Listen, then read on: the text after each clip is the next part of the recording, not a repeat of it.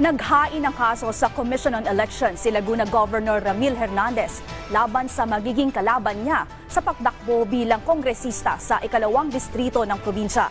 Base sa inihaing petisyon ni Hernandez, lumabag sa Omnibus Election Code ang kalaban niyang si Cabuyao City Councilor Richard Dondon Hain dahil naghanap ito ng mga apelyido ng mga Hernandez at pinatakbo ito sa pagkagobernador at kongresista para magkaroon ng stray votes.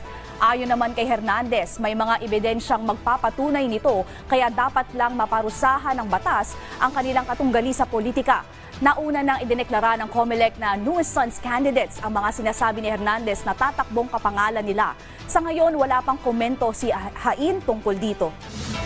Mga sinumpaang salaysay nandun po sa mga ipinail po natin ang mga dokumento na nagsasabi na talagang mayroon pong ginamit na usaping pera para po ang mga taong ito ay mag-file ng candidacy.